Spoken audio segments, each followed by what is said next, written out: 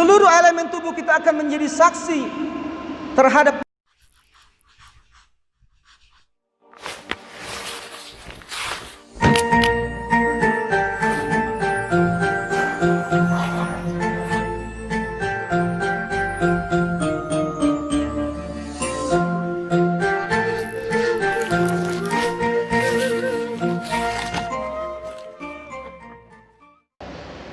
قال الله تعالى في كتابه الكريم أعوذ بالله من الشيطان الرجيم بسم الله الرحمن الرحيم يا أيها الذين آمنوا اتقوا الله حق تقاته ولا تموتن إلا وأنتم مسلمون وقال النبي صلى الله عليه وسلم إنما بعثت لأتمم مكارم الأخلاق Sadaqallahu al-azim wa sadaqa rasuluhun nabiyul karim. Amma ba'd. Segala puji bagi Allah yang telah senantiasa memberikan segala kebaikannya kepada kita semua. Salawat dan salam semoga kiranya tersampaikan kepada junjungan alam baginda Nabi besar Muhammad sallallahu alaihi wasallam beserta keluarga dan sahabatnya yang senantiasa istiqamah dalam menegakkan kalimat la ilaha illallah, dan mudah-mudahan kita semua adalah pengikut yang setia yang kita berharap akan syafaat beliau di yaumil akhir nanti. Di dalam sebuah hadis yang diriwayatkan oleh Imam At-Tirmidzi bahwasanya Rasulullah sallallahu alaihi wasallam pernah menyampaikan kepada kita semua bahwa suatu saat nanti kita akan dihadapkan pada sebuah peradilan Allah Subhanahu wa taala yang dimana kita tidak akan pernah mampu untuk bisa berbohong atau menambah-nambahkan sesuatu. Ketika amalan kita besar, maka ganjaran pahala kita akan semakin besar. Kalau amalan kita sedikit, maka ganjarannya pun akan sedikit. Rasulullah sallallahu alaihi wasallam menyampaikan, la tazulu qadama 'abdi yaumal qiyamah hatta yus'al wa 'an 'umrihi fima afna wa 'an 'ilmihi fima fa'al wa 'an malihi min ayna iktasabu wa fima anfaqah wa 'an jismihi fima ablah. Rasulullah menyampaikan kepada kita, la tazulu qadama 'abdi yaumal qiyamah hatta yus'al, bahwasanya nanti kita akan dihadapkan pada persidangan Allah yang dimana kaki kita tidak akan pernah renggang sedikit pun, hatta yus'al, sampai Allah nanti akan mempertanyakan kepada kita tentang 4 hal yang dimana yang pernah kita lakukan semasa kita hidup di dunia. Yang pertama, Rasulullah sallallahu alaihi wasallam menyampaikan, wa an umurihi fima afna, tentang umur kita. Umur yang kita miliki itu dipergunakan dalam rangka untuk apa? Umur yang kita miliki yang dimana umur kita sampai saat ini sudah melebihi mungkin batas usia 60, 70, itu sudah kita pergunakan dalam rangka untuk beribadah kepada Allah kah? Atau umur yang kita miliki hanya untuk kita sia-siakan begitu saja tanpa beribadah kepada Allah Subhanahu wa taala, tanpa mengabdi sedikit pun kepada Allah Subhanahu wa taala. Padahal sejatinya hidup yang kita diberikan oleh Allah Subhanahu wa taala ketika Allah hadirkan kita ke muka bumi adalah dalam rangka untuk mengabdi kepada Allah Subhanahu wa taala. Jangan kita pernah berpikir bahwasanya setelah kehidupan kita di dunia maka akan dibiarkan begitu saja. Allah Subhanahu wa taala sampaikan kepada kita dalam surat Al-Qiyamah ayat 35, Allah Subhanahu wa taala sampaikan, a'udzu billahi minasyaitonir rajim. Bismillahirrahmanirrahim. Ayahsabul insanu ayyatruka sudah. Apakah kamu mengira bahwasanya kamu akan dibiarkan begitu saja tanpa pertanggungjawaban? Hidup kita ini akan dimintai pertanggungjawaban oleh Allah Subhanahu wa taala. Bahkan Allah sampaikan di dalam surat Al-Isra ayat 36, "Wala taqfu ma laysa laka bihi 'ilm. Innas sam'a wal basara wal fuada ulaika kanu anha mas'ula." Bahwasanya nanti pendengaran kita, penglihatan dan hati kita itu akan senantiasa dimintai pertanggungjawaban di hadapan Allah Subhanahu wa taala. Mata yang kita miliki itu dipergunakan untuk apa? Telinga kita, hati kita, seluruh elemen yang kita miliki di dalam tubuh kita itu akan dimintai pertanggungjawaban oleh Allah Subhanahu wa taala. Jangan pernah mengira bahwasanya kita akan dibiarkan begitu saja tanpa sebuah proses tanggung jawab di hadapan Allah Subhanahu wa taala. Sejatinya kita hidup di dunia ini sedang menunggu ajal, sedang menunggu akan dipanggil oleh Allah Subhanahu wa taala.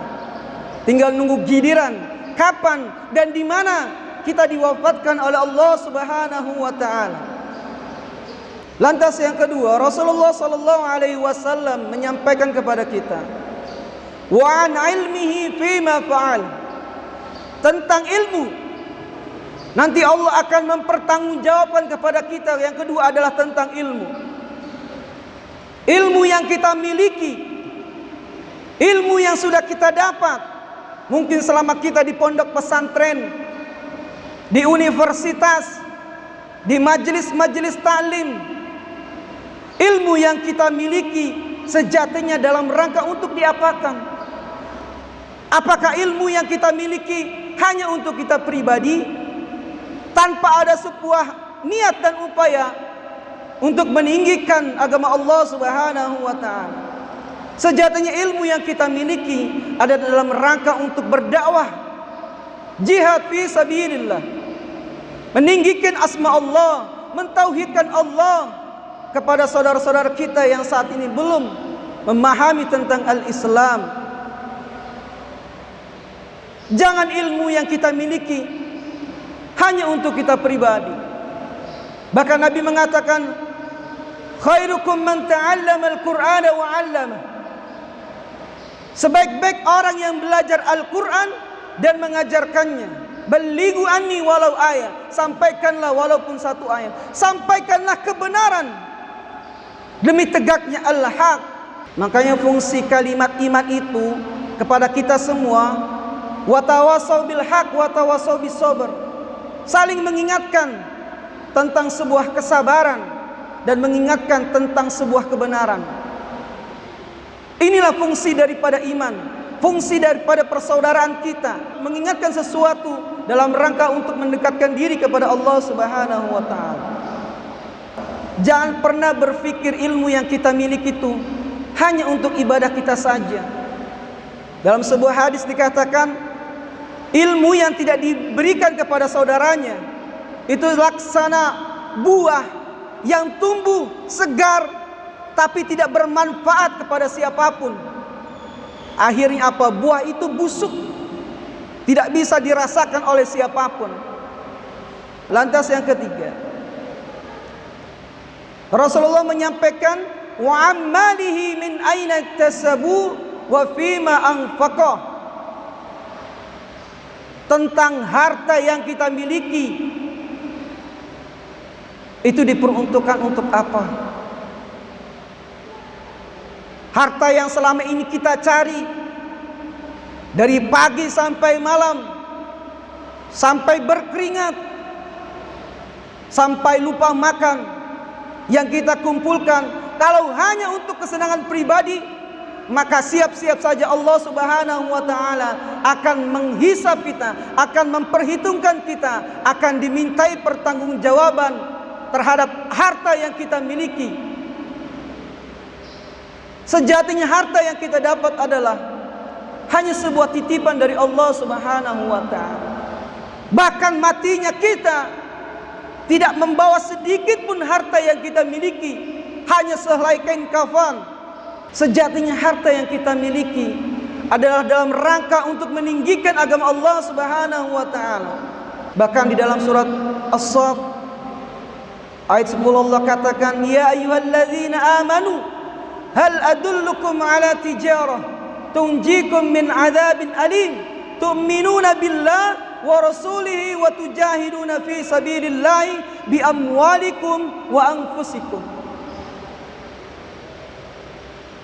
Harta yang kita miliki sejatinya adalah untuk kita pergunakan dalam rangka berjihad kepada Allah Subhanahu wa taala. Jihad fi sabilillah.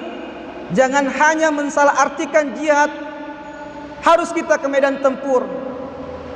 Dengan kita menginfakkan harta yang kita miliki dalam rangka untuk meninggikan agama Allah Subhanahu wa taala, maka itulah orang yang Allah cintai. Bahkan Allah menyediakan kepada kita tentang sebuah proses perniagaan, proses jual beli, di mana Allah Subhanahu wa taala telah menyediakan surganya. Allah akan membeli apa yang kita miliki dengan surganya. Dengan cara apa? Dengan cara menginfakkan harta yang kita miliki dalam rangka untuk perjuangan agama Allah Subhanahu wa taala. Abu Bakar, orang yang terkaya di Madinah, ketika dia masuk Islam habis hartanya. Ketika ditanya oleh Rasulullah sallallahu alaihi wasallam, "Apa yang kau sisakan untuk keluarga?" Allah dan Rasulnya. Tidak pernah berpikir untuk membeli ini, membeli itu yang hanya untuk kesenangan pribadi, tapi diinfakkan seluruhnya untuk perjuangan al-Islam. Karena kata Allah Subhanahu wa taala, orang yang beriman yang senantiasa menginfakkan hartanya dan beramal soleh, faulaika yadkhulunal jannah, maka Allah akan masukkan mereka ke dalam surganya. Wala yuzlamuna nakira. Harta yang kita miliki perbanyaklah untuk kita infakkan. Jangan pernah takut agar kiranya harta kita itu akan berkurang. Lantas yang keempat, Rasulullah sallallahu alaihi wasallam menyampaikan, wa an jismihi fima abala. Allah nanti akan mempertanggungjawabkan terhadap jasad kita. Apa yang sudah kita lakukan terhadap jasad kita? Kaki kita, mata kita, telinga kita, tangan kita. Apa yang sudah kita perbuat? Atau kalau kita evaluasi, introspeksi diri terhadap diri kita, apakah mungkin jasad yang kita miliki lebih banyak maksiatnya kepada Allah Subhanahu wa taala, atau lebih banyak ibadah kita kepada Allah Subhanahu wa taala? Al-yauma nakhtimu ala afwahihim wa tukallimuna aydihim wa tashhadu arjuluhum bima kanu yaksibun. Bahwasanya nanti tangan kita akan dimintai saksi, akan dimintai persaksian terhadap apa saja yang sudah kita kerjakan selama kita di bumi. Semua akan menjadi saksi, seluruh elemen tubuh kita akan menjadi saksi terhadap apa yang sudah kita kerjakan selama kita di dunia. Hadirin yang dimuliakan Allah Subhanahu wa taala, demikianlah khutbah singkat yang bisa saya sampaikan. Mudah-mudahan menjadi sesuatu yang terbaik bagi kita semua. Assalamualaikum warahmatullahi wabarakatuh.